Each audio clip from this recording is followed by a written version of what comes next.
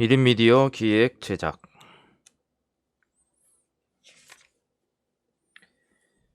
학습 안내. 이 책은 누구나 하루 만에 유튜버가 되는 비법을 알려주는 책이 아니다. 이 책은 개인이 채널을 지속적으로 운영하기 위해 필요한 영상 제작 기술을 가르쳐주는 실용서다. 그 기술은 단순히 스마트폰을 사용하는 기술이 아니라 재밌고 유익한 영상을 시청자가 끝까지 볼 수 있도록 만드는 기술이다. 이 책은 아마추어가 아니라 프로들이 알아야 하는 기술을 알려준다. 왜냐하면 1인 미디어 크리에이터는 프로이지 아마추어가 아니기 때문이다. 이 책은 1인 미디어와 영상 제작의 세계라는 큰 그림을 그린 후 개인 채널에 올린 영상을 제작하는 방법을 구체적으로 알려준다. 채널의 기획, 콘텐츠의 구성, 촬영과 편집에 필요한 기술을 세부적으로 다룬다. 그렇다면 이 책이 일반적인 영상 제작 기술서와 뭐가 다른가? 그 내용은 크게 다르지 않다. 그러므로 방송국에 취직하려고 하는 사람이나 영화 제작진이 되려고 하는 사람에게 어울리는 책이기도 하다. 그래도 이 책은 일반 영상 제작 서적과 다른 점이 있다. 그것은 내용을 다루는 형식에 있다. 첫째, 이 책은 스토리 작법서, 촬영 전문서, 편집 전문서와 달리 각각 분리된 전문가의 분야를 하나로 통합하여 개인이 영상을 하나의 몸으로 유기적으로 조직하고 관리할 수 있도록 한다. 한마디로 기획, 구성, 촬영, 편집을 하나로 간주하여 동시에 진행할 수 있도록 한다. 촬영을 할 때 단순히 촬영만 하는 것이 아니라 머릿속에서 기획, 구성, 편집을 동시에 한다는 이야기다. 그래서 이 책은 특정 분야를 전문적으로 다루는 영상 제작 전문서와 달리 영상 제작의 모든 분야를 다룬다. 둘째, 이 책은 제작자가 실제 사용할 기술만을 다룬다. 그렇기 때문에 실제 제작과 관련이 적은 기술자를 위한 기술을 제외시켰다. 그래서 책 한 권의 모든 실용 기술을 다룰 수 있었다. 셋째, 이 책은 내용을 전달하는 형식이 다르다. 일반적인 전문서는 매뉴얼처럼 딱딱하게 기술 용어를 문어체로 사용하지만 이 책은 친구에게 이야기하듯이 구어체로 쉽게 내용을 전달한다. 왜냐하면 이 책은 자격증 시험을 대비하는 수험서나 연구를 위한 학술서가 아니라 개인이 자신의 채널을 운영하면서 재밌고 유익한 영상 콘텐츠를 제작하는 것이 목표인 실용서이기 때문이다. 그러므로 이 책의 내용을 단순히 시험을 보기 위해 암기할 필요가 없다. 혹시 교재로서 시험에 활용하더라도 전문 용어를 단순히 암기하기보다 전문 기술을 현실에 맞게 자기 나름대로 활용할 수 있도록 이해하는 방향으로 공부하면 된다. 이 책은 15개의 장으로 구성된다. 1인 미디어와 영상 제작 과정, 장면 구성, 미장센, 촬영과 녹음, 카메라와 렌즈, 촬영과 과학, 연기 연출, 스토리 편집은 배인수가 집필했고 1인 미디어 기획, 장면 구성, 몽타주, 스토리 구성, 시나리오와 구성안, 사전 제작과 제작, 영상 편집 문법, 트랜지션과 비디오 효과, 사운드 디자인과 색 보정은 권승태가 집필했다. 1인 미디어 제작인데 영화 제작을 위한 시나리오와 사전 제작을 배워야 하는가라고 궁금해할 수 있다. 요즘 유튜브를 보면 크리에이터 혼자가 아니라 공동 제작으로 웹드라마나 단편 드라마를 제작하는 채널이 많다. 또 사용자가 드라마를 좋아하면 단순히 정보 채널이더라도 드라마 방식을 창의적으로 활용할 수 있다. 크리에이터는 말 그대로 창작자다. 영화이든 드라마이든 다큐멘터리이든 상관없이 재밌고 유익한 콘텐츠를 만들기 위해 창의적으로 기존 영상을 활용하여 새로운 영상을 창조하는 사람이다. 이 책이 그러한 창조를 위한 발판이 되길 희망한다.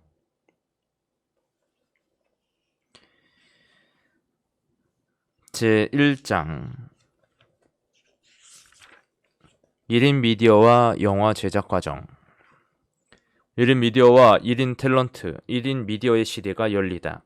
예전부터 그림은 혼자 그렸고 소설도 혼자 썼으며 사진도 혼자 찍었다. 그 모든 것을 다 포함하는 뜻으로 미디어를 쓰자면 1인 미디어란 그리 새로운 것이 아니다. 그러나 여기서 미디어란 물론 영상을 말한다. 좀 더 정확하게 말하자면 움직이는 영상, 즉 동영상이다. 리미에르 형제가 파리의 지하실에서 움직이는 사진으로 사람들을 깜짝 놀라게 했던 것이 1895년이니 이른바 동영상의 역사도 100년이 한참 넘었다. 이제 그 동영상의 역사의 새로운 전환점이 시작된 것이다. 영상을 혼자 만드는 일은 상상하는 것조차 어려웠다. 1956년에 개발된 최초의 비디오 테이프 레코더인 암펙스 VRX 1000은 5천만 원이 넘었고 1971년에 개발된 최초의 디지털 비디오 편집기인 CMX 600과 CMX 200을 합치면 5억 원이 넘는다. 과거에도 비디오 저널리스트라는 직업이 있었다. 혼자서 기획하고 제작하는 것까지는 비슷하지만 결국 방송국에 제작한 콘텐츠를 납품하는 역할을 했다. 기술적으로 개인이 1인 제작, 원맨 프로덕션을 할 수 있었지만 1인 미디어는 아니었다. 어떻게 만들었다 치더라도 그 영상을 많은 사람에게 보여주는 일은 커다란 집단이 독점적으로 행사하던 권리였던 것이다. 방송국과 영화사는 그 독점적 권리를 이용해 커다란 권력을 가진 존재였다. 이제 그 거대한 카르텔이 막 금이 가기 시작하는 중이다. 누구나 하고 싶은 이야기를 영상에 담아낼 수 있고 그 영상을 누구나 볼 수 있는 시장에 내놓을 수 있다는 이 현실은 말 그대로 코페르니쿠스적 전환이라고 할 수 있다. 거창한 비유일지 몰라도 마치 하룻밤이면 깨칠 수 있다는 한글이 우리에게 주어진 현국이라고 할까. 게다가 그 한글로 글을 써서 가져다 놓기만 하면 말 그대로 누구나 와서 읽을 수 있는 공공도서관까지 있는 셈이다.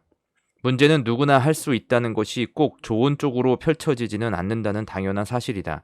지금 이 시간에도 수많은 동영상이 누군가가 보아주기를 기대하며 시장의 한켠에 쌓이고 있다. 그 양은 엄청나다는 표현도 모자랄 수준이다. 그 모든 영상을 옛날식으로 테이프로 저장해 쌓아 놓는다면 지구상에 그 어떤 산보다 커다란 산이 생기지 않을까. 그런데 문제는 그 거대한 산에서 정작 쓸만한 것을 찾기가 무척 힘들다는 사실이다. 혹자는 이제 누구나 자신의 생각을 세계 만방에 알릴 가능성을 가지게 되었다고 말하지만 그것이 마치 누구나 복권이 맞을 가능성이 있다고 말하는 것과 다를 바 없다. 만드는 것이 쉬워진 만큼 경쟁이 그만큼 더 치열해졌고 하루가 다르게 높아지는 영상의 산 속에서 사람들이 내가 만든 영상을 찾아낼 가능성은 점점 줄어들고 있다. 요약해서 말하자면 마냥 좋아할 수만은 없는 일이라는 것이다. 하나 더 말해두고 싶은 것은 1인 미디어와 1인 탤런트의 구별이다. 때로는 1인 미디어와 1인 탤런트를 뒤섞어 이야기하곤 하는데 이는 전혀 다른 개념이다. 1인 미디어란 혼자 영상을 만든다는 개념이고 1인 탤런트란 어떤 개인이 조직의 도움 없이 자신의 능력을 뽐낼 수 있다는 것이다. 1인 미디어라고 꼭 제작자가 카메라 앞에 나오지는 않는다.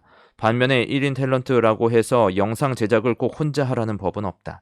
1인 미디어를 말하면서 단골로 등장하는 MCN, 멀티 채널 네트워크라는 시스템도 사실 1인 미디어를 말하기보다는 1인 탤런트를 말하는 경우가 많다. 멀티 채널 네트워크라는 말 자체가 영상 제작이 아니라 배포에 방점을 찍고 있는 것이다. 실제로 어느 정도 이름을 알린 개인 방송 진행자들은 이미 혼자 영상을 만들어내지 않는다. 다른 사람의 도움을 받거나 규모가 큰 경우에는 작은 방송국이라 해도 이상하지 않은 정도의 시스템을 갖춘 경우도 많다. 이미 1인 미디어가 아닌 것이다. 1인 미디어 크리에이터는 조직 속에서 분업화된 직종을 담당하는 직장인과 달리 콘텐츠를 기획부터 채널 운영까지 모든 일을 총체적으로 담당하는 사람이다. 즉 르네상스 시대 레오나르도 다빈치처럼 전인적인 능력을 갖는 사람이다. 크리에이터는 직장인처럼 자신의 능력과 재능을 파는 것이 아니라 많은 사람과 공유한다. 공유에 성공하면 많은 관심을 받게 된다. 그 관심은 자연스럽게 수익으로 연결된다. 혼자 영상을 만드는 일과 만든 영상을 사람들이 많이 보게 만드는 일은 별개의 문제다.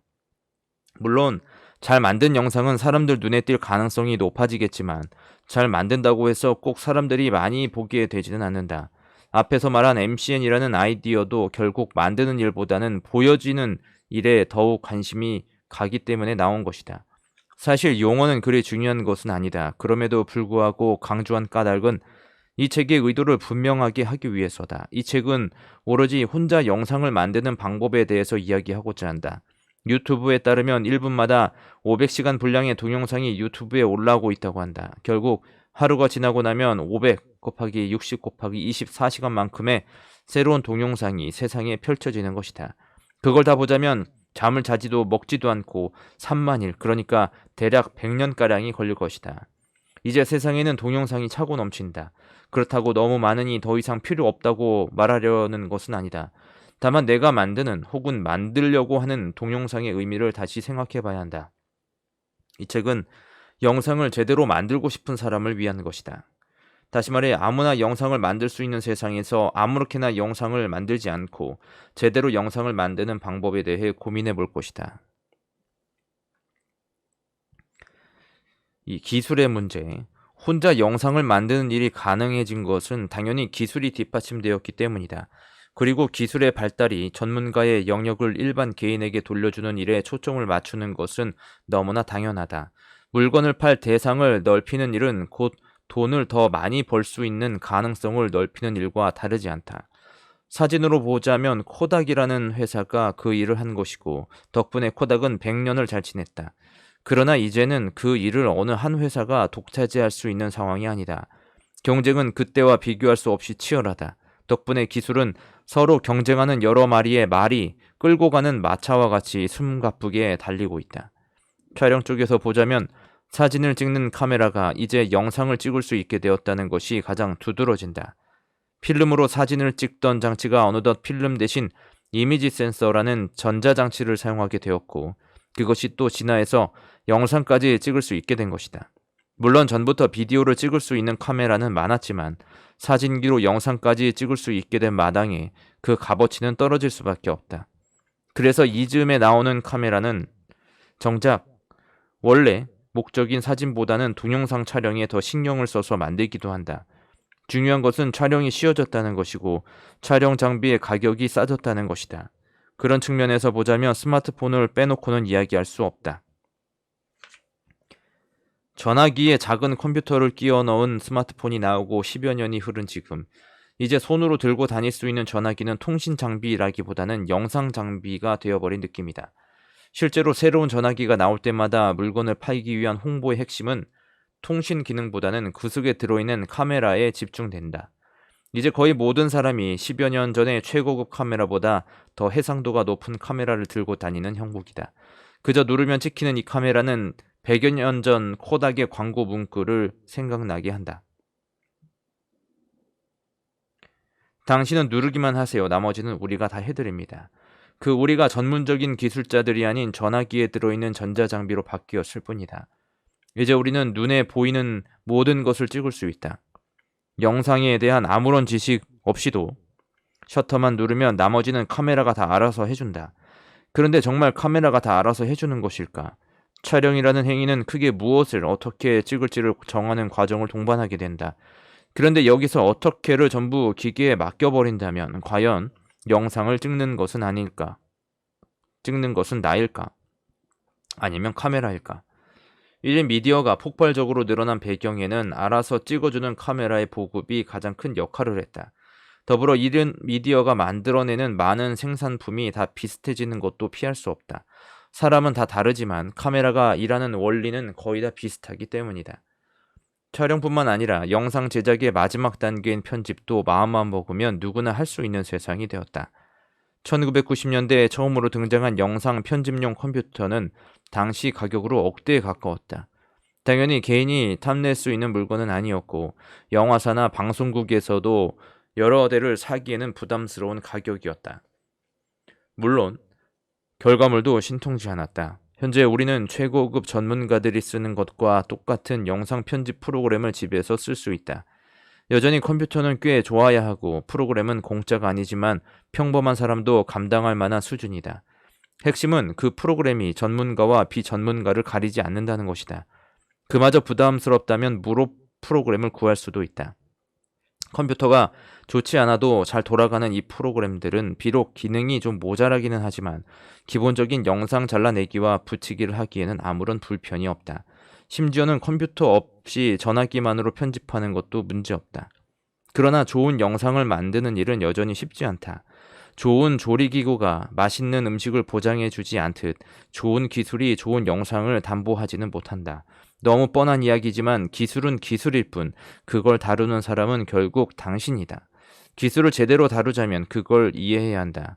기술은 발전한다. 발전한다는 것은 어디엔가 출발점이 있다는 뜻이고 어디론가 향하는 방향이 있다는 뜻이다. 지금의 기술을 이해하려면 우리는 그 출발점과 방향성에 대해 이해해야 한다. 3. 영상 제작 과정. 오래전에 유행했던 썰렁한 농담이 있다. 코끼리를 냉장고에 넣는 세 단계는 냉장고 문을 연다, 코끼리를 넣는다, 냉장고 문을 닫는다. 농담을 언급하는 까닭은 영상을 만드는 데에도 세 가지 단계가 있기 때문이다. 그리고 그 세 단계도 알고 보면 농담처럼 들린다. 1. 계획한다. 2. 찍는다. 3. 마무리한다.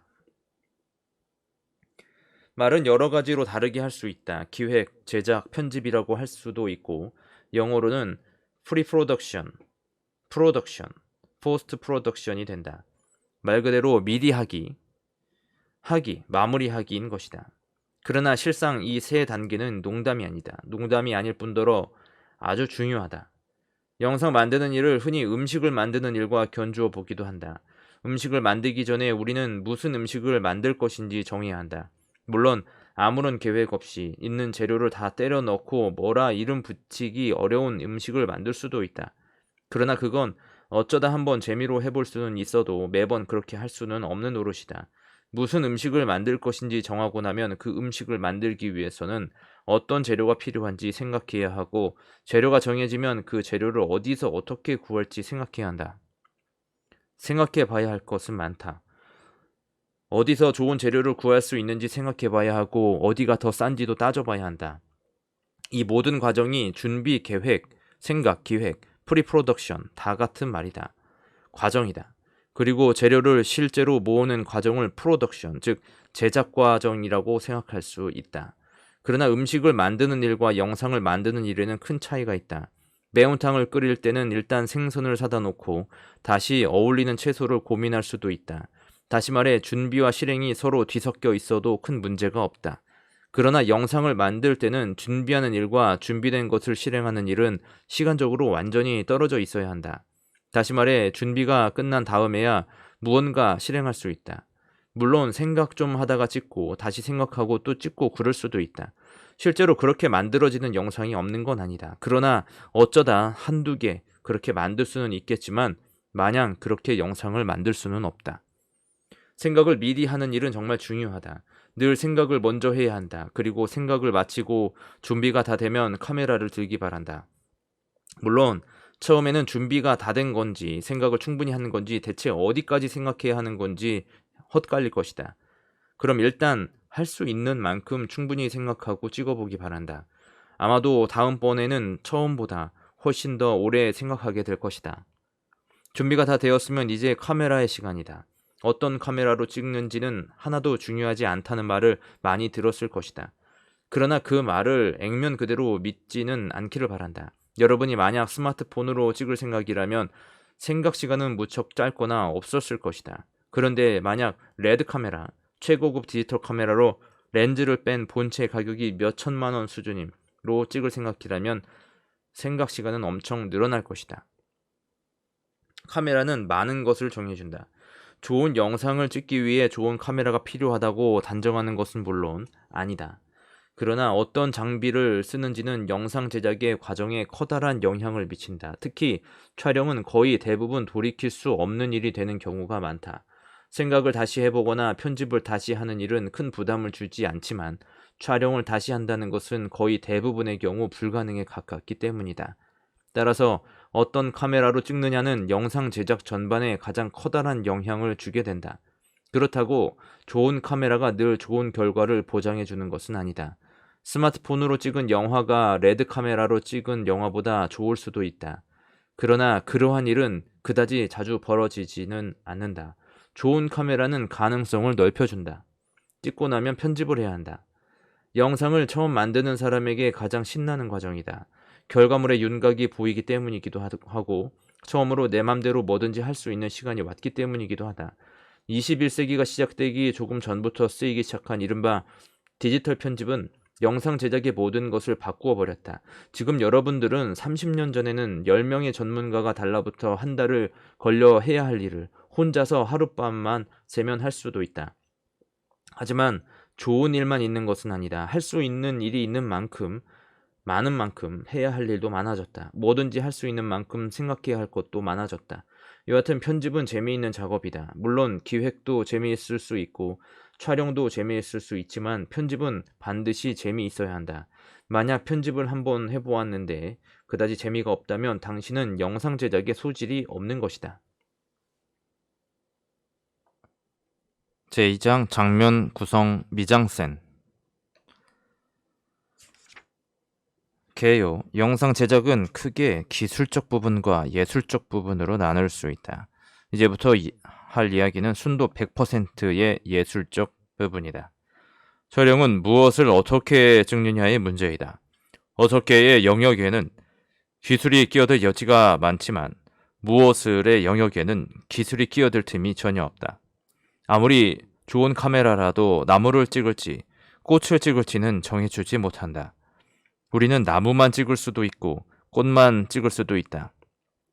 혹은 나무와 꽃을 함께 찍을 수도 있다. 함께 찍는 경우라면 꽃을 크게, 나무를 작게 찍을 수도 있고 그 반대인 경우도 있다. 결국 무언가 찍는다는 일은 완벽한 주관적 선택의 문제이다. 구도. 구도란 눈으로 보이는 것을 재현하는 모든 예술 행위의 근간이 되는 것이다.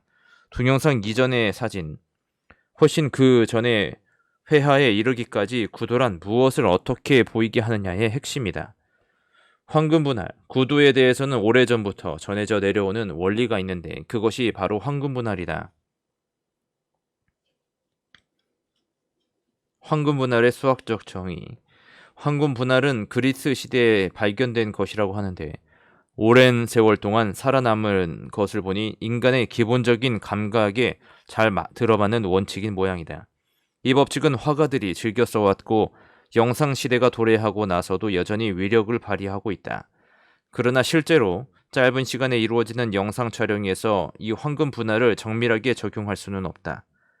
그래서 나온 이론이 룰 오브 서드, 우리말로 3분의 1 법칙 혹은 3등분 법칙이라고도 부르는 것이다. 원리는 간단하다. 그림 2의 3에서와 같이 화면을 가로 세로로 3등분해서 만나는 지점에 가장 돋보이고 싶은 대상을 두라는 것이다.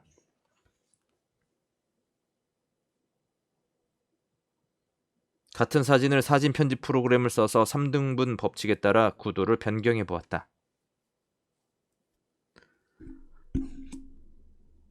처음 촬영을 하는 사람들은 10이면 9은 가장 중요한 부분을 화면 가운데에 놓고 찍는다. 사람을 찍을 경우 얼굴을 가운데에 놓고 찍은 사진을 흔히 보게 된다. 그런데 그보다는 살짝 옆으로 놓고 찍는 것이 보는 사람으로 하여금 안정감을 갖게 된다는 것이다. 같은 사진을 구도만 바꾸어 보면 쉽게 이해가 된다. 사진을 찍을 때는 특별한 경우를 빼고는 거의 대부분 얼굴이 가장 중요하다.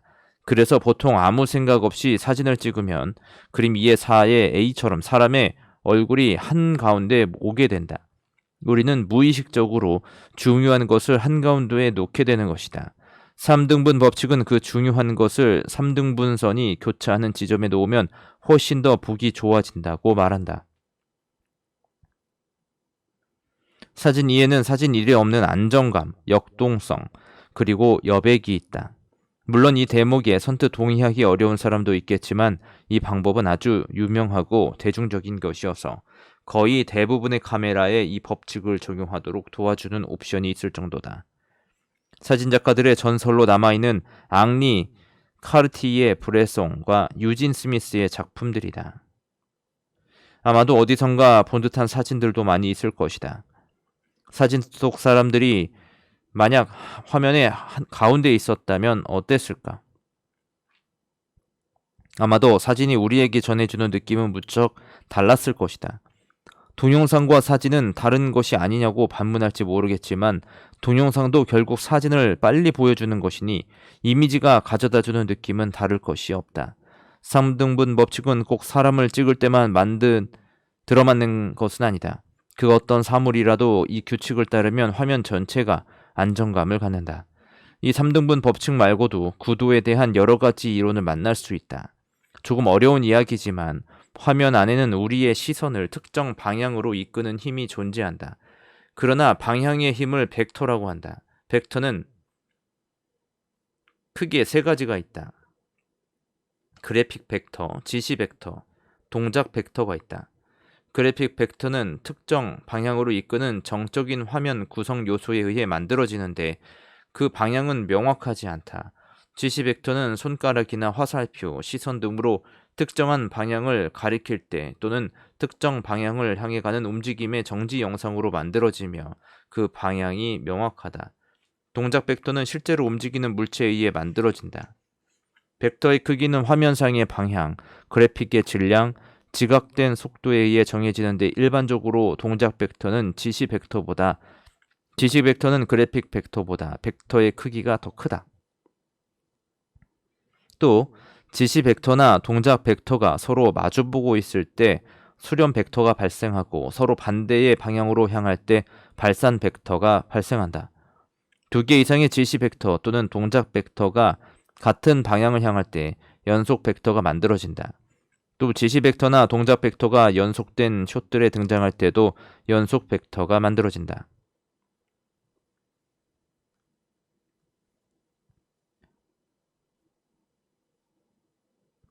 실제 촬영 현장에서 어려운 영상 미학 이론을 떠올리게 되지는 않는다. 그러나 알고 있는 것과 전혀 모르는 것은 결국 차이를 만들어낸다. 이론의 경험이 쌓이면 결국 실력이 되는 것이다. 그러니 처음부터 너무 어렵게 생각할 필요는 없다. 그저 3등분 법칙 정도로 시작하고 차츰 여러 이론들을 익혀 나가면 된다. 화면의 여유, 룸, 3등분 법칙은 화면에 사람이 있든 없든 공통적으로 적용되는 것이지만 사람을 찍을 때는 보다 보편적으로 쓰이는 몇 가지 법칙이 더 있다. 3등분 법칙의 확장판이라고 볼 수 있는 이 원칙을 간단하게 말하자면 헤드룸과 노즈룸 또는 아이룸이 그것이다. 여기서 룸이란 방을 뜻하는 것이 아니라 여백을 말한다. 그림 2의 8은 유명한 반고흐의 자화상이다. 그림을 보면 인물의 머리와 화면의 가장자리 사이에 약간의 여백이 보인다. 굳이 영상이 아닌 그림을 불러온 까닭은 구도란 영상 이전의 모든 이미지에 걸친 생각이라는 점을 강조하기 위해서다. 이 여백을 흔히 헤드룸이라고 부른다. 지금 당장 여러분의 주민등록증을 들여다봐도 헤드룸이 무엇인지 금방 알 수 있다. 물론 이 헤드룸을 무시하고 그린 그림이나 사진이나 영상은 헤아릴 수 없이 많다. 그러나 그것은 대부분 의도를 가지고 있는 것들이다. 몰라서 그랬다면 그건 이야기가 다르다. 헤드룸을 얼마나 주어야 하는가는 엄밀한 수학적 규정이 있는 것이 아니다.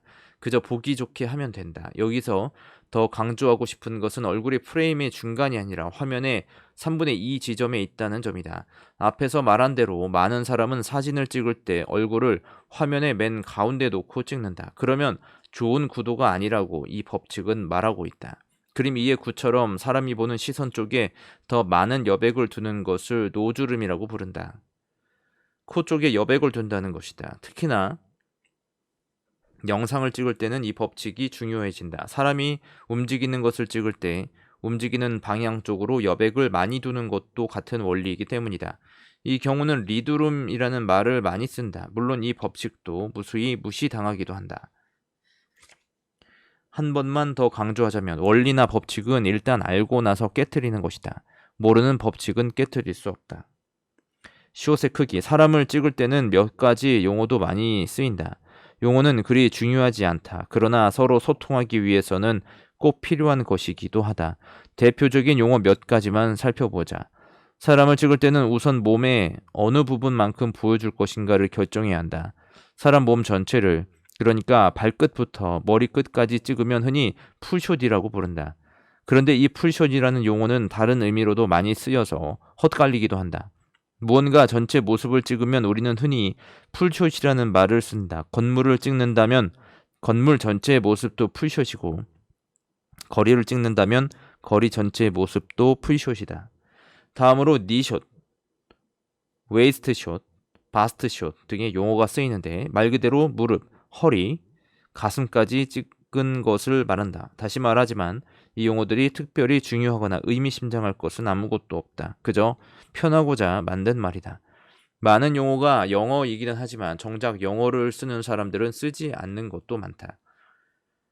더욱 중요한 것은 왜 그렇게 찍는지를 아는 것이다. 몸 전체를 찍는 일과 가슴까지만 보이게 찍는 것은 전혀 다른 선택이다. 보이는 범위가 다르면 보는 사람이 받아들일 수 있는 정보도 달라진다. 예를 들어 풀샷으로 찍으면 우리는 그 사람이 어떤 옷을 입고 있는지 잘 알 수 있다. 옷은 여러 가지 정보를 준다. 바스트샷으로 사람을 찍으면 우리는 그 사람의 얼굴을 좀 더 자세히 볼 수 있다. 얼굴은 또한 많은 정보를 준다. 어떤 인물이 아주 부자이거나 가난하다는 사실을 말하고 싶으면 우리는 풀샷을 찍는다. 어떤 인물이 아주 잘생겼거나 못생겼다는 것을 보는 사람에게 알려주고 싶으면 우리는 당연히 바스트샷을 찍어야 한다. 이 차이를 아는 것은 용어를 아는 것보다 훨씬 중요하다. 화면 가득 사람 얼굴만 찍는 것을 흔히 클로즈업이라고 부른다. 그런데 이 용어는 풀샷보다 더 넓은 의미로 쓰인다. 무엇이든지 자세하게 보이게 찍는 것은 클로즈업이 된다. 우리는 손이나 발을 클로즈업으로 찍을 수도 있고 나뭇잎을 클로즈업으로 찍을 수도 있다. 클로즈업은 그 어떤 것보다 의미심장하다. 무언가 자세하게 보여준다는 것은 그 안에 어떤 특별한 의미가 있다는 것을 말한다. 혹 여러분은 그런 의도가 없더라도 보는 사람은 그렇게 느낀다. 사람들은 클로즈업에서 의미를 찾는다. 그래서 클로즈업은 나중에라도 그 의도를 알려주어야 한다. 그 의미가 불분명하거나 전혀 드러나지 않으면 관객은 혼란스럽게 되고 이야기는 지루해진다.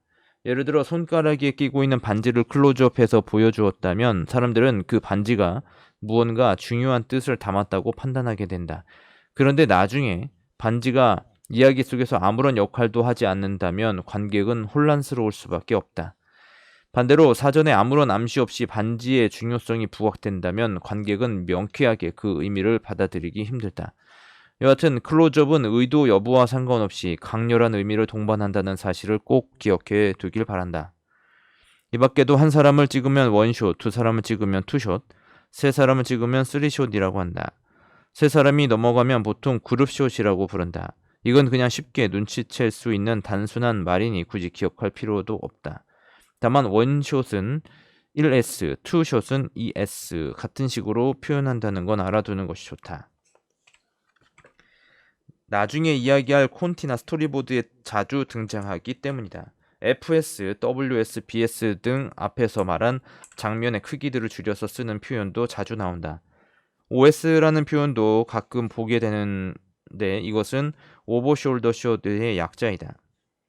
이 용어는 주로 두 사람이 나오는 장면에서 다른 사람의 어깨 너머로 또 다른 사람을 찍을 때 쓴다. 그림 2의 13이 좋은 예이다. 촬영은 어려울 것이 없는데 편집할 때 꽤 중요한 역할을 하기도 한다. 사람을 찍을 때 주의해야 할 것이 하나 있는데 그것은 엉뚱한 곳을 자르는 일이다. 가장 흔히 보이는 것이 풀숏을 찍을 때 사람 발목을 자르는 일이다.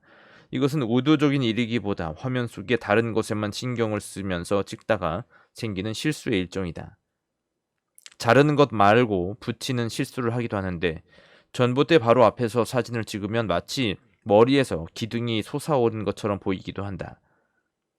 무엇이든지 신체 일부처럼 들러붙어 보이는 것은 우스워 보일 뿐만 아니라 집중을 방해한다. 실제로 촬영을 하다 보면 보고 싶은 것만 보게 된다. 하지만 카메라는 렌즈에 들어오는 모든 것을 기록한다. 찍을 때는 몰랐는데 나중에 보면 엉뚱한 것이 기록되어 있는 것을 발견하기도 한다. 이런 일을 막는 방법은 딱 하나뿐이다. 찍는 그 순간에 무엇이 찍히는지 카메라의 뷰파인더를 찬찬히 들여다보는 버릇을 기르는 것이다. 이 대목은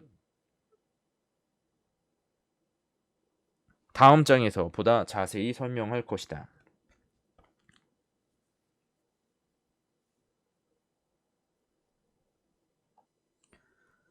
카메라 앵글. 카메라 앵글이란 카메라가 어떤 각도에서 대상을 찍는가를 따져보는 일이다. 가장 기본적 규칙으로는 수평을 맞추는 일이 있다. 우리는 살면서 거의 대부분 수평을 의식하고 있지는 않다. 그러나 특정한 기준이 보이는 경우, 이를테면 지평선이나 수평선 혹은 우리가 수평이라고 인식하고 있는 대상이 화면에 보이는 경우 수평에 대단히 민감해지기도 한다. 트라이포트, 즉 삼각대는 여기서 크게 역할을 한다. 조금만 돈을 투자하면 삼각대에 공기방울이 들어있는 것을 살 수 있다. 이 공기방울을 가운데 오게 하면 수평이 맞는 것이다. 때로 건물 자체가 비뚤어져 있어서 정작 수평을 맞추면 건물이 비뚤어져 보이는 경우가 있다. 여의도에 있는 국회의사당이 대표적인 경우다. 실제로 국회의사당 앞에서 촬영하면서 고민을 한 적이 있는데 피사의 사탑처럼 똑바로 서 있으면 오히려 이상한 경우를 빼고는 건물의 수평을 맞추는 것이 덜 이상해 보인다. 높이. 보통 사람을 찍을 때는 사람의 눈높이와 카메라의 높이를 맞추는 것이 일반 상식이다. 그것이 우리 일상에서 가장 흔하게 일어나는 일이기 때문이다. 흔히 아이 레벨을 맞춘다고 한다. 높이를 바꾸는 것은 두 가지 방법이 있다. 사람의 눈높이보다 위에서 내려다보듯 찍는 것을 부감이라고 하고 아래에서 올려다보듯 찍는 것을 양각이라고 한다. 양각이라는 말은 현장에서 거의 쓰지는 않지만 부감이라는 말은 자주 쓰인다. 이것은 비단 사람을 찍을 때뿐만 아니라 뭐든지 위에서 찍는 것을 흔히 부감숏이라고 말로 표현한다. 부감뿐 아니라 카메라의 높이를 이리저리 바꾸다 보면 생각지도 못한 멋진 장면이 보이기도 한다. 깊이. 우리가 영상으로 만나는 화면은 거의 대부분 옆으로 누운 직사각형이다. 요즘은 전화기에 맞춘 길쭉한 사각형 화면도 많지만 여전히 기본은 넓은 사각형이다. 그리고 시간이 지나면서 이 사각형은 더욱더 옆으로 퍼지는 경향을 보이고 있다. 텔레비전 화면은 원래 4:3이었다가 이즘은 거의 대부분 그 제곱수인 16:9가 대세다. 옆으로 더 길어진 것이다. 어쩌다가 이 납작한 사각형이 기본이 되었는지에 대해서는 여러 설명이 있지만 그건 그다지 중요한 이야기는 아니다. 여하튼 이 기본적인 틀에 맞추어 촬영을 하다 보면 우리는 대상을 자꾸만 옆으로 펼쳐놓게 된다.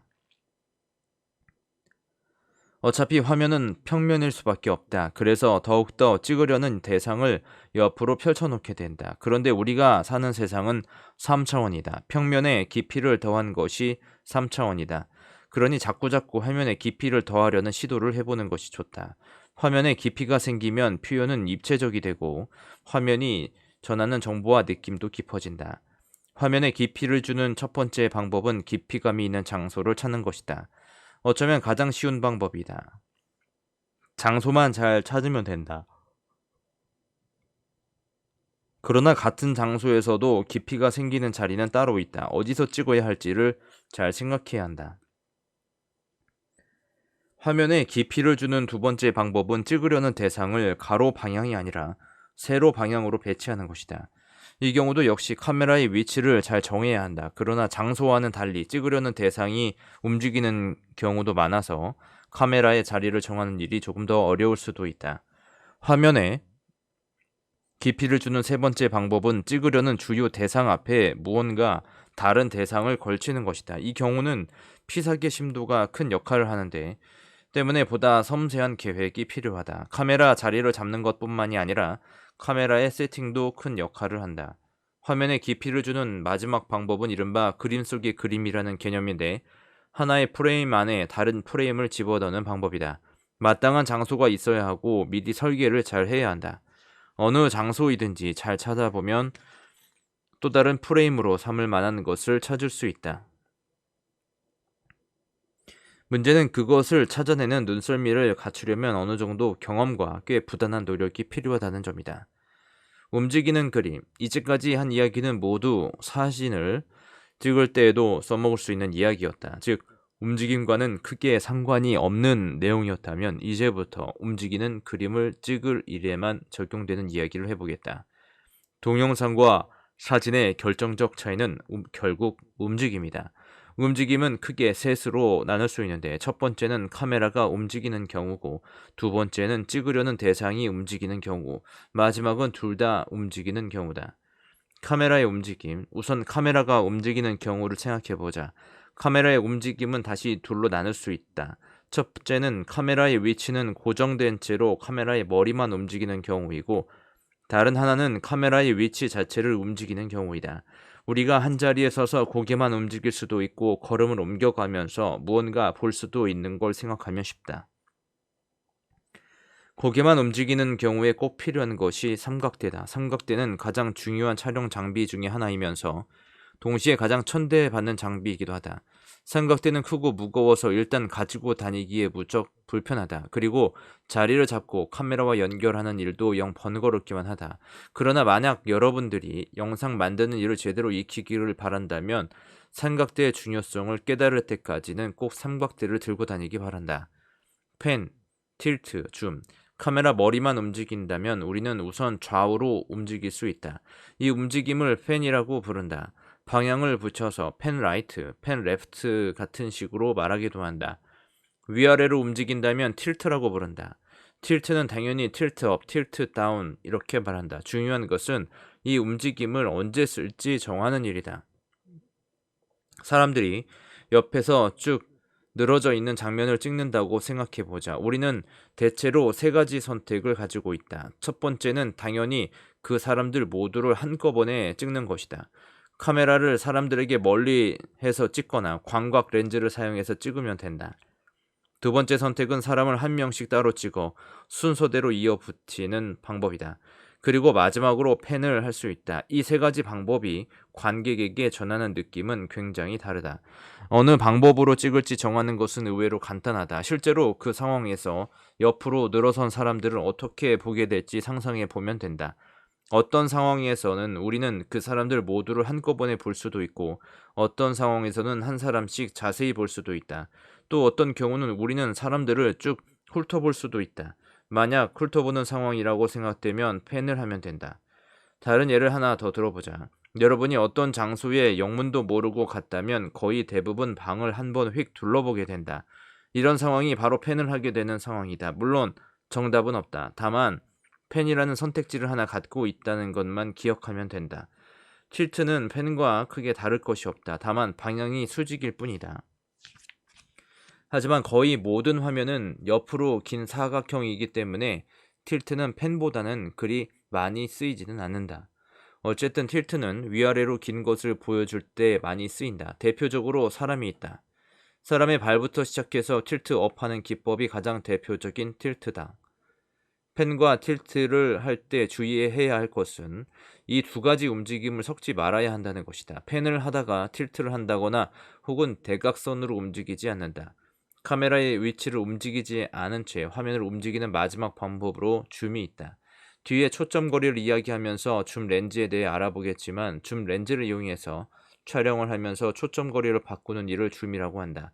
줌이는 초점 거리를 길게 해서 어떤 대상을 앞으로 끌어당기는 것을 말하고 그 반대는 줌아웃이라고 한다. 줌을 우리는 흔히 당긴다 혹은 민다는 표현과 같이 쓰는데 줌을 하면 우리가 그 물체에 다가가거나 멀어지는 느낌이 아니라 그 물체를 우리 앞으로 당겨오거나 밀어내는 느낌이 생기기 때문이다. 바로 이 대목이 줌이 가지는 한계이자 장점이다. 줌은 지금껏 설명한 움직임과 앞으로 설명한 모든 움직임과는 기본적으로 다른 성질을 갖는다. 카메라의 모든 움직임은 우리 눈도 비슷하게 구현할 수 있다. 펜은 고개를 옆으로 돌리며 보는 것과 비슷하고 틸트는 고개를 위아래로 움직이며 보는 것과 비슷하다. 그러나 줌이라는 동작을 우리 눈은 절대로 흉내낼 수 없다. 초능력자나 가능한 일이다. 때문에 줌은 낯설다. 그래서 눈에 띈다. 무언가 눈에 띄게 하고 싶으면 줌을 잘 이용하면 좋다. 이 사실을 제대로 인식하지 못하고 줌을 남발하면 이상한 영상이 만들어진다. 그러나 줌은 편하다. 마음만 먹으면 우리는 줌을 밀고 당기면서 편하게 영상을 만들 수 있다. 트래킹, 달리 붐. 카메라의 머리만 움직이는 것이 아니라 위치를 옮겨가며 움직임을 주는 방법은 앞에 설명한 세 가지 움직임에 하나씩 대응시킬 수 있다. 펜은 트럭과 트랙, 이 두 용어는 거의 같이 쓰인다. 틸트는 붐, 줌은 달리에 서로 대응한다. 트럭이나 달리는 보통 간이 기찻길 같은 레일을 바닥에 깔고 카메라를 그 위에 얹어서 움직인다. 그렇지 않으면 카메라를 안정적으로 움직이기 힘들기 때문이다. 이 기찻길 위에서 양옆으로 움직이면 트럭이 되고 앞뒤로 움직이면 달리가 된다. 펜이나 틸트와는 물론 완전히 느낌이 달라진다. 여기서도 물론 용어는 중요하지 않다. 트럭과 트랙은 헛갈리기 일수다. 중요한 것은 카메라의 움직임 그 자체다. 특별한 장비 없이 손으로 들고 걸음을 옮기며 찍어도 앞에서 말한 모든 움직임에 비슷한 느낌은 만들 수 있지만 아무리 재주가 좋은 사람도 장비를 쓴 것처럼 안정적으로 찍을 수는 없다. 때로는 핸드헬드라고 해서 이 흔들리는 느낌을 적극적으로 이용하기도 하지만 그것은 지금 이 책을 읽는 사람이 시도해 볼 만한 것은 아니다.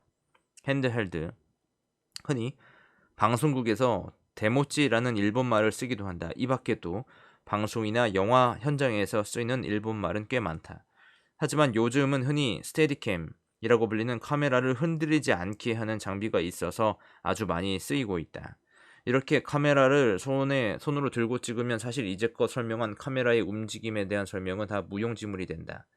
붐이란 카메라 자체를 위로 올렸다 내렸다 하는 움직임인데 보통은 특별한 삼각대를 써서 만들어낸다.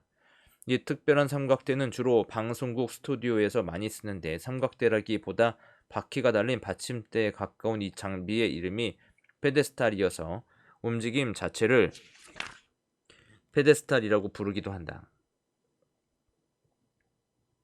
높이의 차이를 크게 주려면 다른 장비를 써야 하는데 크레인이라는 대형 장비가 있고 요즘에 많이 쓰이는 지미집처럼 약간 작은 장비가 있다. 이 둘은 사람이 타면 크레인, 카메라 움직이면 지미집이라고 구별하여 부르기도 하고 별 구별 없이 같은 뜻으로 쓰기도 한다.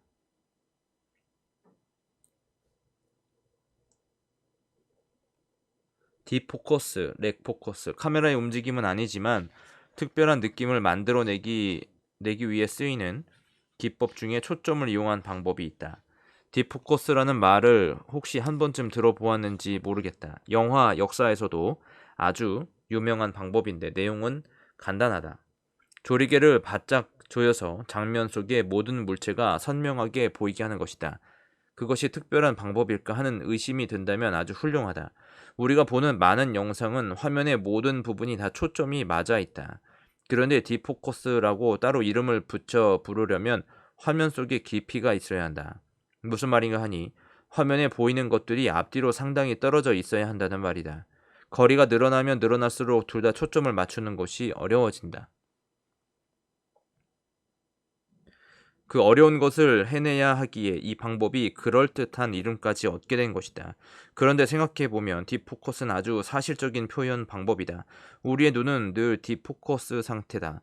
사람의 눈은 모든 대상이 선명하게 보인다. 어느 부분만 선명하게 보이고 다른 부분은 흐릿해 보이는 효과는 사실 카메라가 발명되기 전까지는 아무도 상상조차 하지 못했던 것이다.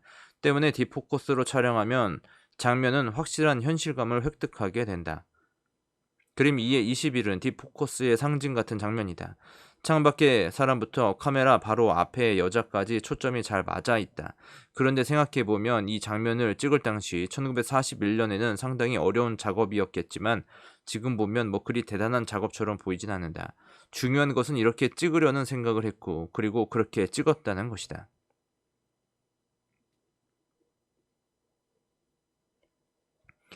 딥포커스의 반대를 우리는 셀로 포커스라고 한다. 이것을 잘 이용해서 우리는 렉 포커스라고 부르는 촬영 기법을 만들 수 있다.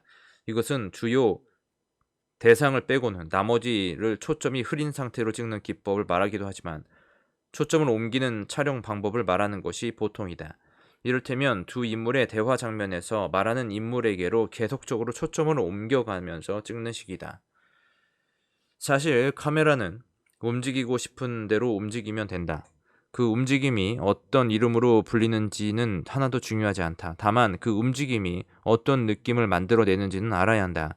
카메라 움직임에 대한 충고는 간단하다. 가능하면 움직이지 말라는 것이다. 어설픈 카메라 움직임은 영상을 망치기 쉽다.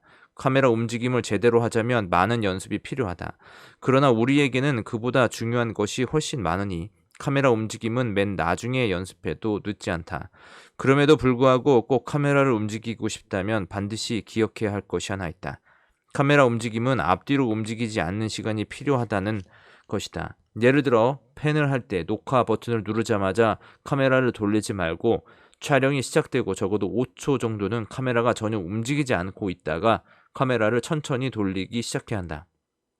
그리고 원하는 움직임이 다 끝나고 나면 다시 카메라를 멈추고 다시 5초 정도 유지한 다음 정지 버튼을 눌러야 한다. 다시 말해 움직임의 시작과 마무리는 늘 정지 상태여야 한다.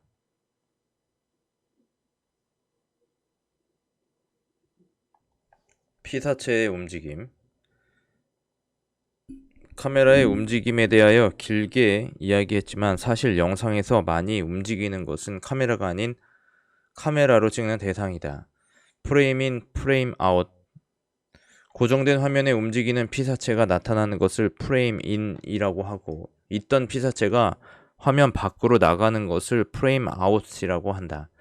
주로 사람이 피사체인 경우가 많은데 구체적인 예를 들어보겠다. 화면에 빈 의자가 있다. 화면 밖에서 사람이 걸어 들어와 의자에 앉는다. 이것이 바로 프레임인 것이다.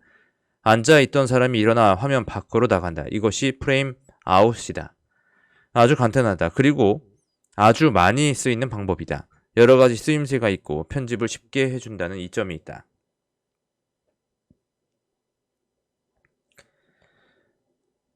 블로킹, 피사체의 움직임을 종합적으로 설계하는 것을 블로킹이라고 한다.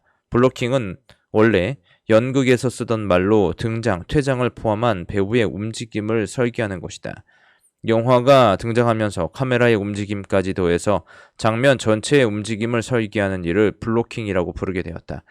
블로킹은 카메라는 고정된 채 등장인물만 움직이는 경우, 카메라만 움직이는 경우, 그리고 카메라와 피사체가 모두 움직이는 경우를 다 포함한다. 등장인물의 움직임에 카메라의 움직임까지 더해지면 매우 복잡한 설계가 필요해진다. 매우 창의적이어야 하고 연출이나 감독이 하는 일 중에 가장 중요하고 어려운 일에 속한다. 영화를 보면 카메라가 주인공을 따라 움직이는 장면을 많이 보게 되는데 이런 식의 촬영을 우리는 흔히 팔로잉이라고 부른다. 말 그대로 카메라가 대상을 따라 움직이는 것이다. 카메라의 움직임인 팬이나 트래킹, 달리를 이용하는 경우도 있고 카메라를 손에 들고 혹은 스테빌라이저를 이용해서 따라가기도 한다. 형태는 단순하지만 실제 촬영하기는 녹록하지 않다. 등장인물의 움직임의 방향, 속도를 미리 계산해야 하고 더불어 배경도 생각해야 한다. 팔로잉은 상황에 따라 상당히 길게 진행되기도 한다. 팔로잉처럼 움직임이 복잡하지 않아도 장면은 길어질 수 있다. 그럴 경우 우리는 롱테이크라는 말을 쓴다. 롱테이크, 영상 촬영은 카메라의 녹화 버튼을 누름으로써 시작한다. 그리고 CCTV가 아닌 다음에는 언젠가는 정지 버튼을 누른다. 그 간격이 몇 초일 수도 있고 때로 1시간이 넘을 수도 있다. 그렇게 해서 찍은 하나의 장면을 컷, 숏 혹은 테이크라고 부른다. 각각 약간 느낌이 다른데 이 세 가지 말은 서로 뒤엉켜 뒤죽박죽으로 쓰이기도 한다. 컷이라는 말을 우리는 자주 듣는다. 영어로 자른다는 기본적인 뜻을 가지고 있는 이 말은 아주 여러 가지 뜻으로 쓰인다. 우선은 촬영을 하다가 감독이나 연출자가 이제 그만이라고 말하고 싶으면 컷이라고 외친다. 일종의 스탑이다. 비슷한 뜻으로 우리는 편집에서 컷이라는 말을 한다. 편집에서는 촬영한 영상을 자르는 것이 가장 많이 하는 일인데 찍은 영상을 알맞게 자르고 나면 그 잘라진 영상을 컷이라고 부른다. 또 다른 의미로 편집에서 장면과 장면을 아무 효과 없이 붙이는 것도 컷이라고 한다. 실제로 거의 모든 편집은 이 컷으로 이루어진다. 인터뷰나 강연처럼 별다른 계획이나 생각 없이 찍는 장면 말고 특별한 의미를 담아 길게 찍은 것을 앞에 3개의 말 중에 테이크를 써서 롱테이크라고 부른다. 특별한 시간 기준이 있는 것은 아니다. 롱테이크는 영상 미학적으로 상당히 고급 기술이라는 인식이 있다. 그러나 생각해보면 연극의 경우 롱테이크는 가장 기본적 연출 방법이다. 기본적이라기보다 유일한 연출 방법이다. 달리 선택이 없는 것이다. 그런데 영상은 다르다. 영상에서의 롱테이크는 수많은 선택을 버려두고 어찌 보면 구태의연한 방법을 선택하는 것이다. 그래서 고급이 된다. 롱테이크는 카메라는 전혀 움직이지 않은 채 길게 한 장면을 보여줄 수도 있고 앞에서 말한 팔로잉처럼 카메라가 움직이면서 장면을 끊지 않고 이어가기도 한다. 어느 경우든 한번 잘못되면 처음부터 다시 찍어야 한다. 중간부터 다시 찍는다면 그건 이미 롱테이크가 아니다. 그래서 실제로 구현하기가 무척 어려운 방법이고 시도조차 망설여지기도 한다. 특히나 카메라와 등장인물이 같이 움직이면서 길게 이어 촬영을 하면 따져봐야 할 것이 한두 가지가 아니다. 앞에서 팔로잉을 설명하면서 이야기한 대로 등장인물의 동작선, 속도를 먼저 따져봐야 하고 더불어 등장인물과 같이 보이는 모든 장면을 미리 설계해야 한다. 수많은 연습이 필요하고 한 번의 촬영에 성공하는 경우는 극히 드물다. 그럼 무엇하러 이런 어려운 장면을 만들어낼까? 여러 가지 의도가 있을 수 있지만 대표적인 것은 현장감이다. 중간에 장면 전환이 없이 길게 이어진 장면은 관객으로 하여금 현장에 가치 있는 느낌을 받게 된다. 게임으로 치면 롤플레잉 게임을 생각하면 된다. 알프레드 히치콕 감독의 1948년 영화 로프는 롱테이크로 만들어진 영화로 유명한데 80분 영화 내내 한 장면으로 이루어진 것처럼 보인다. 그러나 사실 영화는 8장면을 이어붙인 것인데 당시 필름의 제한 시간이 10분이어서 더 길게 찍지 못했기 때문이다. 감독은 편집 자리를 교묘하게 이어붙여 관객은 마치 80분 내내 실시간으로 현장에 있는 것 같은 느낌을 갖게 된다. 반면에 카메라를 전혀 움직이지 않고 장면을 이어가는 롱테이크도 있다. 카메라가 움직이지 않는 상태의 롱테이크는 사실 어찌 보면 가장 기본적인 연출 방법이다. 앞에서 말한 대로 연극은 필연적으로 롱테이크다. 영화가 막 시작될 무렵에도 여전히 모든 영화는 롱테이크였다.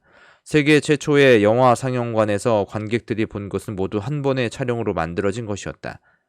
그러다가 편집이라는 아이디어가 생기고 그것이 영화를 더욱 재미있게 만든다는 사실이 확인된 후로는 거의 모든 영화가 편집 기법을 받아들이게 된다. 그러니까 결국 카메라가 움직이지 않는 롱테이크는 시대의 역행적이며 재미가 덜할 수밖에 없다. 이런 방식의 롱테이크는 대체로 지루하다. 물론 그 지루함은 의도된 지루함이다. 이런 방식의 롱테이크에 대해서는 여러 가지 미학적이고 예술적인 해석이 있는데 그것은 영화 평론가들에게 넘기고 영화를 만드는 사람 입장에서 생각해보자. 우리의 시각 정보 처리 능력은 아주 뛰어나서 단 몇 초의 시간 동안에도 많은 정보를 받아들이고 이해하고 분석해낸다. 편집에서 한 장면의 길이는 우리가 시각적으로 정보와 느낌을 받아들일 수 있는 시간을 기준으로 정해진다. 그런데 이미 볼 것 다 보았는데 계속 그 장면이 이어지면 우리는 지루해지는 것이다. 동시에 딴 것을 보거나 다른 생각을 하게 된다. 더불어 화면 구석구석을 자세하게 들여다볼 시간을 갖는다. 그래서 영상 제작자는 카메라에 찍히는 모든 것에 신경 써야 하는데 여기서 미장센이 등장한다.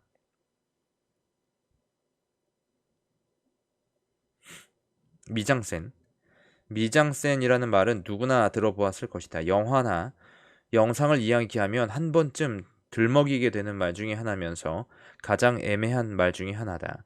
프랑스어의 독특한 느낌까지 더해져 가장 어렵고도 멋진 느낌이 나서 지적 허영심의 도구로 쓰이기도 한다. 미장센에 대한 설명은 여러 갈래로 나누어지는데 가장 좁은 것으로는 무대 장치 정도의 뜻이 있고 가장 넓은 쪽으로는 보여지는 모든 것에 대한 설계로 해석되기도 한다.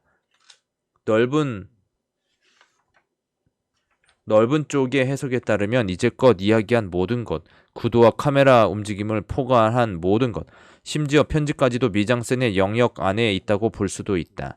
프랑스어인데 영어로 번역하면 putting on stage 정도로 옮길 수 있다. 다시 말해 무대에 올린다는 뜻인데 당연하게도 연극에서 시작된 말이다.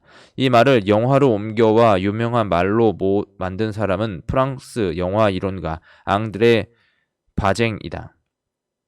1990년대 프랑스에서 일어난 새로운 영화 운동의 핵심이었던 그는 당시까지 영화의 핵심 요소로서 여겨진 편집의 대비 개념으로 이 말을 끌어왔다.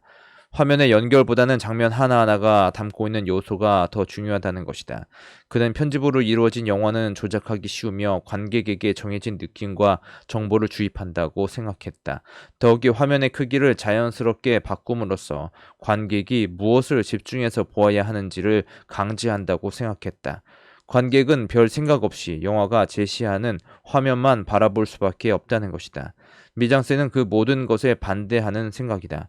관객은 화면에 제시된 것 중 무엇이 중요한지 주체적으로 결정하며 영화가 제시하는 느낌과 정보를 수동적으로 바라보는 것이 아니라 주체적으로 해석해야 한다. 그러기 위해서는 장면을 잘게 나누어 필요한 것만 보여주는 것이 아니라 되도록 넓은 화면, 즉 많은 정보를 오랫동안 보여주는 것이 필요하다. 때문에 미장센 이론에 충실한 영화를 보면 일반 관객은 피곤해지고 지루해진다. 우리는 이미 미국식 편집 기법에 익숙해져 있다. 떠먹여주는 반찬을 받아 먹다가 상을 차리고 알아서 골라 먹으라고 하는 형국이다. 그러면 답답하다, 짜증나고 헛갈리게 마련이다. 미장센의 건너편에 몽타주가 있다. 몽타주는 간단하게 말해 장면을 여러 개를 연이어 보여줌으로 해서 영상 자체에는 없는 다른 의미를 만들어내는 기법 정도를 이해할 수 있는데, 편집을 이야기하면서 조금 더 자세히 알아보도록 하자.